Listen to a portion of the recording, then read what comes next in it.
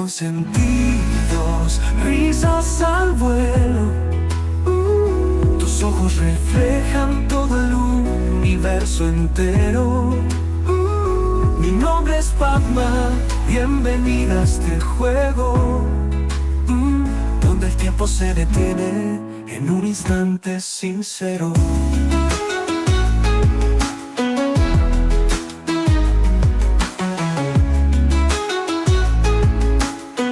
Almas bellas, bienvenidos y bienvenidas a un nuevo episodio de Un Café con Sentidos.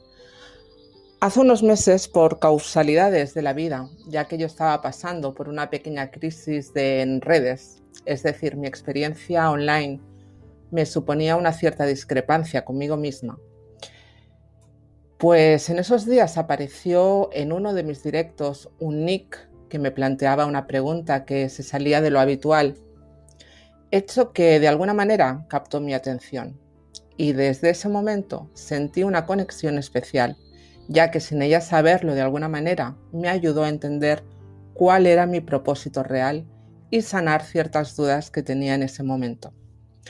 Pasó el tiempo y de esas consultas online surgió la necesidad de hablar en privado, y en ese punto surge este podcast. Claudia, que así se llama la persona que me acompañará en breves momentos, me hizo partícipe de su historia,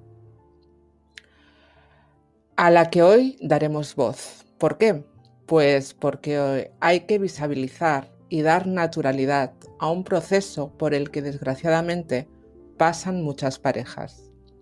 Hoy hablamos del duelo neonatal, cómo lo viven esas parejas y cómo las personas de su entorno podemos apoyar a esos papis que están pasando por esos duros momentos, dejando claro desde ya el máximo respeto por esas parejas que vivan su duelo y necesidades de manera distinta.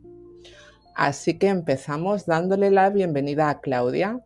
Buenos días, Claudia, ¿qué tal estás? Hola, buenos días. Bien, gracias por querer hacer esta conversa conmigo. Agradecida y bien, un poquito, pues eso, esforzándonos cada día, como digo yo. Perfecto. Si te parece, ¿nos pones en contexto de tu historia? Por supuesto. Yo me quedé embarazada de una bebé maravillosa que tardó muchísimo en venir, por cierto, un matizo. Y durante el embarazo estuve muy controlada porque, bueno, soy diabética, entonces pues cada 2 semanas me tenían que ver en el hospital. Y estuve muy controlada, pero en la semana 32, 33, algo en la cabecita no les cuadraba. Entonces empezaron a hacer muchas pruebas, hasta que en una de tantas pruebas salió que mi hija tenía una alteración cromosómica incompatible con la vida. Es decir, era una niña que probablemente iba a fallecer una vez nacida, o bien al cabo del tiempo iba a fallecer, o bien iba a tener una serie de convulsiones, iba a tener pues no movilidad reducida, problemas intelectuales, etc. Por lo que el comité médico nos recomendó que tomáramos pues, la decisión más fuerte de nuestra vida, que es en el 8º mes de embarazo, interrumpir legalmente el embarazo. Bueno, eso es un jarro de agua fría, no más. Me imagino. Todos nuestros esquemas se derrumban. Esperas vida y te encuentras con que tienes que tomar una decisión más fuerte de tu vida, que sin duda es un acto de amor, porque tú lo que no quieres es que tu bebé o tu hijo sufra. Entonces, bien asesorados por la maternidad de Barcelona, tomamos la decisión con el cuadro médico de interrumpir legalmente este embarazo. Durmieron a la bebé, durmieron a Cora y al cabo de un par de días parí a esa bebé y pude conocerla y estar con ella. Una pregunta, ahora que tuviste que parir de forma natural. Sí, fue un parto natural, pero fue un parto respetado. Es decir, tuve la suerte de estar en un hospital humanizado, es decir, un hospital que tiene un protocolo, y que me durmieron a mi hija un jueves, ponen un líquido en el cordón umbilical para que no sufra, la duermen, y yo hasta el sábado no me puse de parto, es decir, no parí. Sí que es verdad que supongo que estaba bien medicada yo, porque el bebé pues ya no le iba pues toda esa anestesia o todo ese tranquilizantes no le iban a afectar, ¿no? Pero yo hasta el sábado no parí. Tuve un parto bastante bueno, la verdad, con una comadrona excepcional, maravillosa, pero reconozco que yo fui afortunada en este aspecto, porque claro, luego a raíz de mi historia te juntas con otras mamás porque necesitas rodearte de gente que ha vivido lo tuyo para poderte sentir comprendida, y hay gente que no tuvo esta suerte. A día de hoy es que me parece un proceso durísimo, francamente, a pesar de que seas de las afortunadas. ¿Cuál sería para ti el punto más importante del proceso dentro de esa vorágine emocional tremenda, ¿no? Nosotros tuvimos, no sé si la suerte, por decírtelo de alguna manera, Sí. que nos preparó el médico. Los médicos nos dijeron: hay que hacer esto y hay que interrumpir por tu bebé porque no viene bien, ¿no? Pero hay familias que van a hacerse una ecografía y se enteran de que no hay latido. O hay mamás o papás que van a hacerse las correas a último momento y se enteran de que su niño ha fallecido. Nosotros tuvimos un proceso de prepararnos, aunque sean poquitos días, pero nosotros tuvimos el proceso de prepararnos con la bolsita del bebé, su ropita que le pondríamos, su arrullo, su muñequito, lo trajimos todo al hospital, vinimos preparados. Lo importante, creo, lo más importante es, ya sé que hay familias que se enteran unos instantes antes. Nosotros tuvimos, ya te digo, suerte de enterarnos un par de días antes, pero lo importante es hacer caso a los médicos, porque ellos saben, ellos te asesoran. Si te recomiendan que veas a tu bebé y que lo abraces, hazlo, porque te puedas arrepentir. Si te recomiendan que estés con él un ratito, que te lo suban a la habitación, que te intentes despedir, que des gracias por todo lo que has vivido con él, hazlo, porque si no luego te puedes arrepentir. Yo lo que no quiero es que estas familias se puedan arrepentir de nada. Lo duro, eso es muy duro, pero lo duro luego es cuando vuelves a casa. Cuando vuelves a casa es lo más duro. Entonces aquí ya estás destrozada o destrozado. Ya no hay nada más que hacer. No hay nada. Estás vacía en todos los aspectos. Tu corazón se lo han llevado, se lo ha llevado tu hijo. Y estás encantado porque te irías con él, la verdad. Yo solo deseaba morirme. Qué fuerte. No pintaba nada aquí. Yo me hubiera tirado por el balcón, la verdad que no me atrevía. Pero lo peor es cuando llegas a casa. Es lo peor.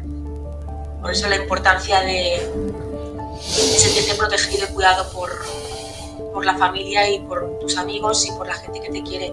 La gente que te quiere no nos puede dejar solos. Y ese me das pie a la segunda pregunta. ¿Qué es lo que realmente necesita o espera una pareja, una persona que está pasando por este proceso, de las personas más íntimas, ¿no? De su entorno más cercano, sean padres, amigos, familia, etcétera? ¿Qué es lo que necesitáis? En ese momento no sabes lo que necesitas. Lo único que dices es que quiero estar solo, porque no estás tan mal, que no quieres ni que te vean mal, ni sabes lo que quieres. Sabes lo que quieres a tu hijo, claro. A tu hija, no están. No sabes lo que quieres, estás en shock. Entonces, por mucho que digáis, no vengáis a casa, no quiero estar solo, no es verdad, no es verdad. Necesitas estar protegido, necesitas que tu familia te sustenta, te proteja, te venga a ver, te saque de la cama, te traiga tuppers. Lo mismo que a lo mejor harían si fuera un bebé, ¿sabes? Incluso me apuras ese ramo de flores que traeríais al hospital. Esa familia quiere hablar de su hijo. Y esa familia y la gente de alrededor tiene que sostener.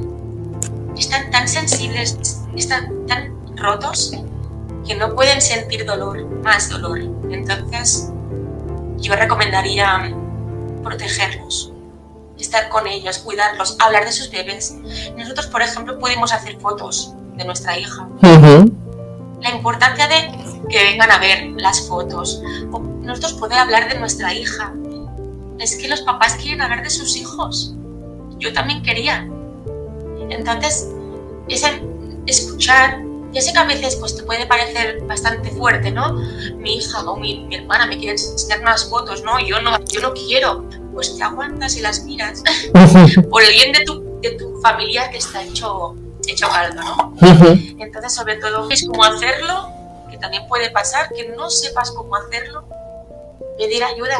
Hay asociaciones, hay terapeutas, hay que os expliquen cómo lo puedo hacer, pero no dejar pasar el tiempo, porque luego echas la vista atrás y dices, jo, pues a lo mejor necesitaba que estuvieran más encima mío, o bueno, yo les recomendaría eso. Bueno, creo que me has contestado de alguna forma la siguiente pregunta, ¿no? Porque en nuestras conversaciones así en privado, yo ya te he comentado que a mí de alguna forma me has acercado más a esas necesidades, ¿no? Porque en ocasiones, te lo digo a título personal también, cuando te encuentras frente a personas con estos procesos, no sabes hasta qué punto esa persona te puede agradecer, pues como tú me dijiste hace relativamente poco, ¿no? Que te felicite por el Día de la Madre, por ejemplo, porque en sí eres madre, has sido madre y eres madre, ¿no? Pero quizás desde el punto de vista de las personas que están alejadas, es como decir, ostras, si ahora yo la felicito, al igual abro heridas, ¿no? Tú eso lo puedes llegar a entender.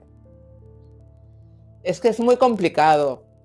Yo creo que la herida que tenemos es tan grande que removernos es que nosotros ya estamos removidos. Abrirnos algo es que ya estamos abiertos. Es decir, a mí me duele que no se me reconozca, a mí me duele que la gente no me pregunte, a mí me duele que no den voz a Cora, a mi hija, a mí me duele. Pero también puedo entender que hayan parejas que no quieran o que aún no estén preparados para hablar de sus hijos. Y esas parejas es probable que os digan, no quiero hablar, o no me apetece. Pero ante la duda, yo creo que siempre está, ¿no?, el interés. ¿Quieres hablar de tu bebé? ¿Quieres enseñarme algunas fotos? ¿O quieres que, no sé, acercarte? Porque creo que es más doloroso hacer ver que no ha pasado, cubrir un tupido velo. Eso me mata, sobre todo de mis familiares, me mata. Es como si a veces si no hubiera existido mi hija. Y eso es que es muy doloroso. Y si ya te digo, si hay alguna familia que no quiere hablar del tema o no quiere ser recordado, lo que sea, creo que os lo dirán. Y creo que os lo dirá bien, de buenas palabras, porque si es la otra persona que está mostrando interés y eres tú la que no quieres, bueno, por lo menos está mostrando interés. No creo que os tenga que contestar mal. Si lo hace, entenderla, que tampoco está en un buen momento, ¿no? Pero yo creo que es importante hablar y decir el día de la madre, el día de su cumpleaños, el día de sus santos, si lo celebráis, yo qué sé, el día, no sé, o cualquier día. ¿Tú te has sentido apoyada en este proceso? Yo me sentí apoyada por mucha gente, sí. Sí, yo me sentí apoyada por mucha gente. Y de otra que no me lo esperaba para nada, ¿no? Ya. Pero sí que estoy protegida, ¿eh? Tengo familiares, tengo amigos que nos han protegido muchísimo y que no nos han dejado solos. Me siento afortunada. Perfecto. Antes has comentado, ¿no?, cosas como el tener fotografías de esos bebés. A mí he de reconocer que cuando me contaste tu historia, evidentemente pues te interesas, ¿no?, por conocer un poco el proceso. Y es cierto que a mí personalmente me impactó muchísimo ver las fotografías. O sea, me impactó. Pero a la vez me dio el punto de entender esa necesidad de visibilizar, ¿no?, a ese bebé, a ese hijo que por desgracia, por distintos motivos, pues no ha podido llenar los días, pero que ha existido, ¿no? ¿Crees que es importante para las familias no solo eso, sino que además las personas de vuestro entorno vayan al hospital, tengan fotografías? Porque yo he visto no solo de los padres, sino de tíos, abuelos, fotografías con esos bebés. ¿Crees que es importante incluir a ese entorno más íntimo, ¿no?, en esos momentos? Yo te he de decir que sí. Que lo hagas. De hecho, yo porque me pilló un poco con COVID, el tema del que aún había restricciones en los hospitales y demás, pero por ejemplo aquí en Barcelona hay una fotógrafa que trabaja el duelo de manera totalmente gratuita, se llama Norma Brown, y Norma se encarga de hacer fotografía de estos bebés porque necesitamos las fotos de nuestros bebés. Las necesitamos para transitar nuestro dolor, para seguir recordándolas, porque si no te olvidas, porque aparte yo en ese momento estaba drogada, estaba medicada, imagínate, por mucho que yo la haya podido abrazar y ver, a lo mejor yo no recuerdo tanto su carita, pero las fotos me ayudan a transitar. Me arrepiento de tener pocas, pero claro, yo estaba de esta manera. Por eso te digo que a veces los papás no pueden hacer las fotos porque no están en las mejores condiciones, pero los familiares sí que pueden. Y también te digo, poderse despedir también de un nieto, de una nieta, de un sobrino, de un hermano, me parece maravilloso, pero maravilloso, porque es de ceremonia, es decir, es despedir a un familiar. Nosotros cuando fallece un familiar, un amigo, pues vamos a su entierro, a su tanatorio, o se hace una pequeña celebración. Sí. Y aquí pues también es muy importante, es que es importante para transitar, es importante para esa abuela. Y lo que te digo de la fotógrafa, los papás a veces no estamos preparados para fotografiar, en cambio esta fotógrafa te ayuda, las fotos, las edita, y hay familias que pues no han podido hacer fotos de sus bebés, pues esta fotógrafa hace fotos de sus recuerdos, pero tener algo es importante para poder transitar. Sí. Yo, si te parece, de las personas de las que estés hablando, tanto de la fotógrafa como de distintas asociaciones donde se pueda ir a pedir ayuda, después en privado me pasas nombres y tal y lo pondremos en la cajita de información, si te parece, ¿de acuerdo? Sí, fantástico, todo lo que podamos ayudar. Maravilla. Entonces, una pregunta que, como te he dicho antes de empezar, me ha surgido así. Evidentemente el foco es en la pareja, o sea, por lo menos mi foco, pero también es cierto que en estos procesos generalmente se pone más hincapié en la mamá porque es la que pasa el embarazo, la que tiene que parir, la que tiene que seguir tratamientos, etcétera, etcétera, etcétera, ¿no? Y el papá es como que queda olvidado un poco en el proceso, ¿no? O que quizás no se le da tantísima importancia. ¿Cómo lo ha podido o cómo has visto que ha podido vivir ese proceso tu pareja? Yo tengo que decir que para él ha sido duro, porque incluso laboralmente tampoco se portaron muy bien. Es algo que, bueno, pues a veces es la vida, ¿no? Pero te tengo que decir que en el caso de mi pareja David, no me ha dejado sola en ningún momento. Yo sé que él, si yo lloraba, él no podía llorar, lo sé. Y cuando él lloraba, yo intentaba aguantar para que él tuviera su momento de llorar, porque lo necesita. Él me sostuvo, él estuvo conmigo, ha estado, bueno, y está brutal el trabajo de él, el sobreesfuerzo. Él pues también ha tenido que ir a terapia, la verdad, hemos ido a terapia los dos. Él también por su cuenta, yo también por la mía, porque es importante también, pero él pues ha tenido que ir.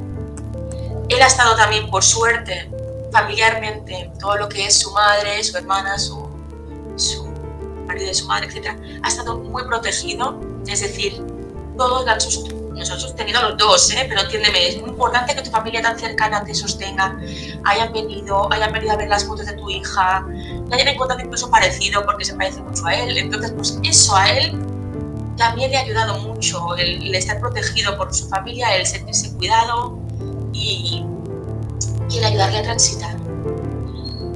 Sus amigos también, pero sí que es verdad pues que, bueno, a lo mejor también se esperaba, ¿no?, de otra gente cercana, como otra familia a lo mejor, o algo, ¿no?, como estás, no sé, a lo mejor sí que hay gente pues que se han focalizado más en mí, tal vez, por mi recuperación postparto o por todo eso, que claro, no deja de ser bastante... Claro, es que evidentemente físicamente es indudable que la mujer es la que se lleva la parte gorda, ¿no? Pero emocionalmente la pérdida de un hijo no deja de ser la pérdida de un hijo tanto de mamá como de papá, ¿no? Y el papá es como que a veces queda así un poco en el limbo, ¿no? De decir, bueno... David, ahora no me acuerdo muy bien cómo dijo esta frase una vez, pero fue algo como, se ha ido mi hija, pero es que mi pareja tampoco está. O sea, mi pareja también ya no es, ya se ha ido con ella.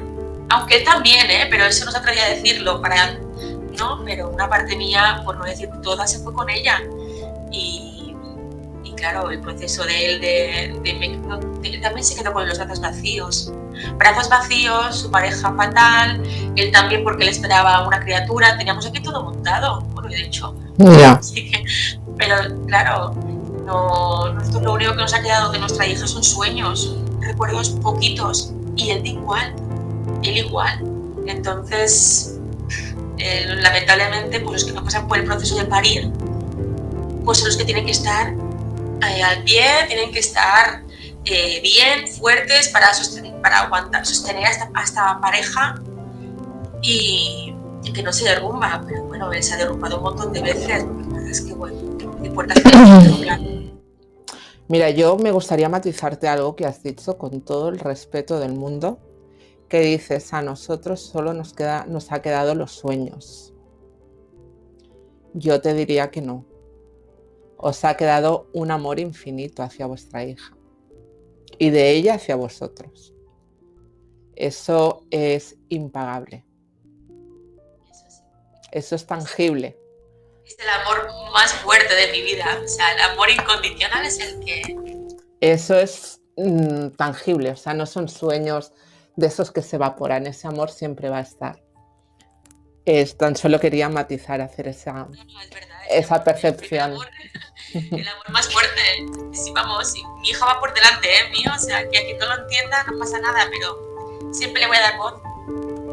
No, y me parece maravilloso. Ya te he dicho en más de una ocasión que a mí me has ayudado en ese aspecto como a naturalizar ese proceso, ¿no? Porque también vivimos en una sociedad donde el duelo, la muerte, queda como así como muy socavada, ¿no? Como que pasamos de puntillas son temas demasiado emocionales quizás. Y es cierto que sobre todo en esos casos que de alguna forma, aun estando presentes, no han tenido una presencia, ¿no?, en los días, en el día a día, pues creo que es importante, sobre todo para los papis, ¿no?, que realmente se reconozca el hecho de ser madre, ¿no? Bueno. Es que no se nos reconoce. Es decir, yo si tengo un segundo hijo, va a ser el primero que figure. Esto es muy doloroso. Muy doloroso. Perdona que... No, tranquila. Te he dicho que es tu espacio, que aquí lo que tú hagas, bien hecho está. Eso es doloroso. Yo creo que la sociedad, la política, llámalo como tú quieras, no ayuda en ese aspecto. Si nuestra hija figurara, ya ves tú, en el libro de familia como primera hija, sí, fallecida. Ya nació el 5 de marzo del 2022 a las 11:38, ¿cómo me voy a olvidar? Sí, nació fallecida, pero nació la primera, ya está. ¿Y no queda inscrita legalmente? No nos dejan. Yo cobré un permiso de maternidad porque superaba las semanas y porque no podía trabajar, me tenía que recuperar tanto física como psicológicamente. Fuerte, digamos, este permiso está, pero no se reconoce mi hija por ningún lado, ¿no? Si tuviera otro hijo, pues sería el primero. Legalmente. Legalmente, exacto, sí. Pero son cositas que parece que no, pero ayudarían un montón a las familias. Ayudarían muchísimo. Totalmente. Pero, bueno, sí, hay mamás que siguen luchando para que esto se vaya cambiando, claro. El permiso de paternidad no lo tuvo David, porque él no fue padre ese día. Claro, es lo que te decía, ¿no? Que al final, entendiendo que la mujer, repito, es la que pasa por los procesos hospitalarios, sanitarios, etcétera, pero los padres también tienen ese proceso, ¿no? Y deberían también tener esa visión de la sociedad, ¿no? Total. Es que están como un poco apartados. Al limbo, en el limbo. Quedan, soy papá, pero no soy papá. Total, eso es, en el limbo, nunca mejor dicho. Bueno, ya para ir acabando, tú dentro, puede sonar así un poco heavy, ¿no? Lo que voy a decir, pero vosotros habéis, dentro de todo ese proceso, habéis podido tener a Cora entre los brazos, la habéis podido tocar, oler, visibilizar, ¿no? Saber qué. Pero hay muchos papis, hay muchas parejas que no tienen esa suerte, que por circunstancias tienen esa pérdida pues mucho antes de poder tener al bebé en brazos. ¿Tú crees que esas parejas necesitan algún tipo de apoyo distinto, algo para poder tener esa, como tú tienes esa fotografía de Cora, ¿no? Es decir, ¿he sido mamá o he sido papá? A ver, sí que es verdad que antiguamente pues esto era como muy alarmante. Una aberración, me dijo una vez mi primo, cuando le dije que había hecho fotografías de mi hija. ¿Que te dijo, perdona, que era que una aberración? Que le parecía una aberración, sí. Luego más o menos lo intentaba entender, pero la primera palabra que le salió fue eso. Un chico de 30 y pocos años. Madre mía. Bueno, creo que he escuchado muchas cosas. Muchas. Y de mi familia he escuchado, pero no las quieres ni saber. Es que no las quiero ni recordar. Pero es que eso ya es una falta de empatía brutal. O sea, ya no es que seas más o menos consciente o tengas la mente más o menos abierta, ¿no? Es simplemente que eres incapaz de empatizar con la persona que tienes enfrente. O sea, inteligencia emocional falta mucho. A ver si continuamos en el cole trabajándolo, porque inteligencia emocional es muy importante para nuestro día a día en todos los aspectos de la vida. Pero bueno, este será otro podcast si quieres. Cuando quieras. Pero hay muchas familias que no hicieron sus fotos porque eran otras épocas o eran... Quiere decir que esto, lo que te diré, a lo mejor suena un poco alarmante, pero en los hospitales se hacen fotografías de autopsia. Y hay una chica que se encarga de recapitular estas fotografías, hablando con el hospital, haciendo muchas negociaciones, se las pueden dar a las familias, esas fotografías se las pueden dar a las familias, o sea que quede muy claro. Entonces esta editora lo que hace es conseguir estas fotografías de autopsia, las edita de tal manera que parece que estén en una cunita o que estén con un arrullo, y bueno, pues los papás pueden tener un recuerdo. Pero a veces esas fotografías de autopsia no están, porque antiguamente, si te hablo de hace muchos años, pues no se hacía, etc. No es algo que se haga desde hace poco, siempre se ha hecho fotografía de autopsia. De todas formas, déjame que te haga una pregunta, una reflexión. Yo no lo sé, pero sí burocráticamente cuesta o tienes que insistir mucho en que te den esas fotografías, teniendo en cuenta que los padres quizás no están en las condiciones más óptimas como para iniciar una lucha burocrática, ¿no? Es quizás un tanto complicado ese punto, ¿no? Por eso, en este aspecto se encarga esta chica, para que no lo tengan que hacer los papás. Ajá. A veces los papás sí que tienen que ir, como padres legales o como persona legal, pero estos movimientos se encarga ella. A mí me parece, es una mamá que falleció su hija, y ella le da fuerza para poder, bueno, pues transitar su duelo. Pero aparte de esto, pues si no tienes ninguna foto de tu bebé, si no puedes conseguir porque nunca se hizo ninguna fotografía de autopsia, no tenemos nada, pues también puedes fotografiar sus recuerdos. La fotógrafa que te decía antes, Norma, pues a veces también puedes llevar sus cositas, puedes llevar sus chupetes, su muñequito, y entre ella y vosotros, pues os hace un reportaje de fotos y quieras o no, se ve, no está, pero está. Están sus cositas, está su esencia. Y todo esto ayuda a transitar. Ayuda a transitar, que es lo más importante. Siempre vas a tener este duelo. Siempre has de pasar todas las fases del duelo. Pero lo importante de poderlo transitar y poderlo llevar de la mejor manera, yo diría a todos los papás que hagan todo lo que esté en sus manos.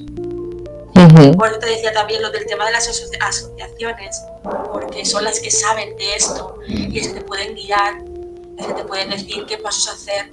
Yo siempre digo que escuchen y que hagan todo lo que puedan hacer y que no se arrepientan de decir, ay, no lo hice. Entonces, bueno, las fotos, ya te digo, esta opción, que es la fotografía de autopsia, parece ser que está en todos los hospitales, algunos no, y que bueno, que esta chica pues se encarga un poco de pulir esa imagen, ¿no? Y ponértela bonita y tener un recuerdo de tu bebé, tu hijo. Perfecto. Pues creo que te dejo el micro por si quieres nombrar asociaciones, personas, si quieres hacer alguna última reflexión, todo tuyo.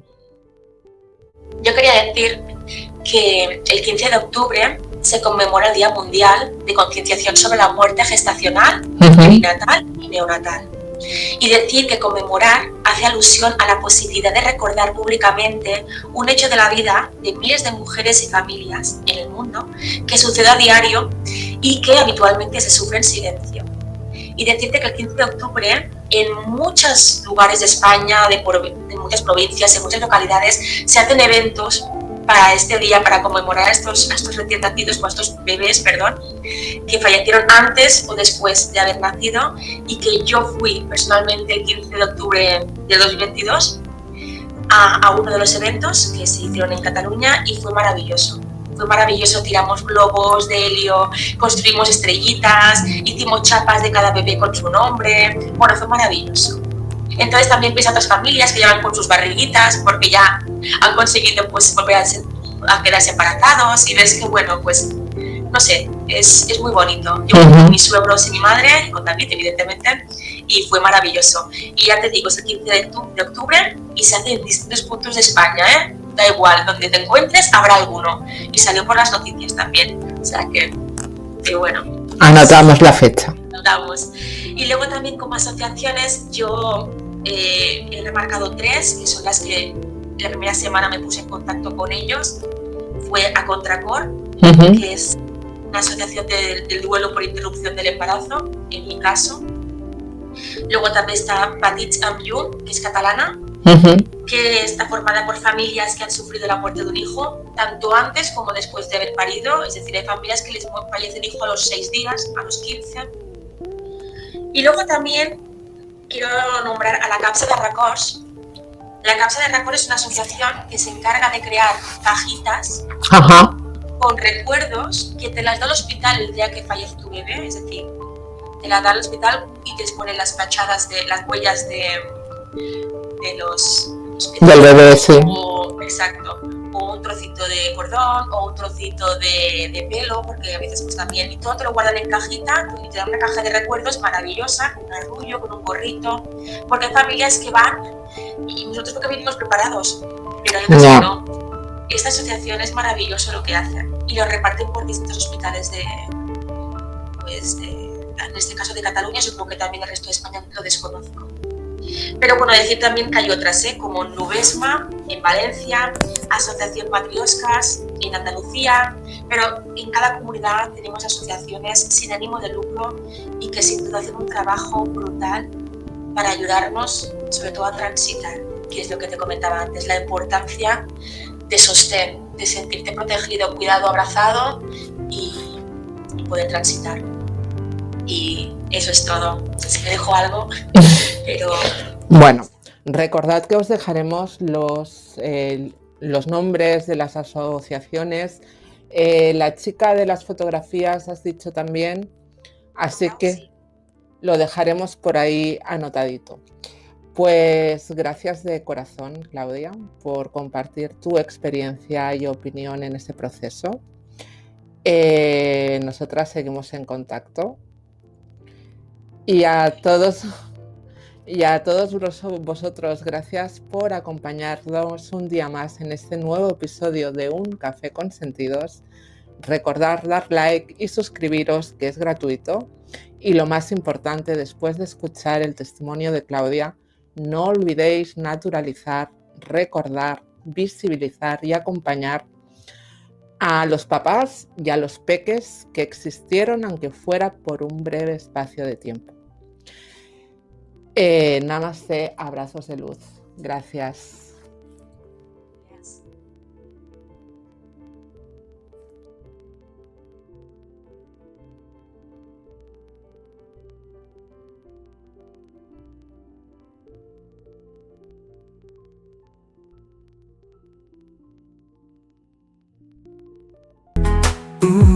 Café con sentidos, risas.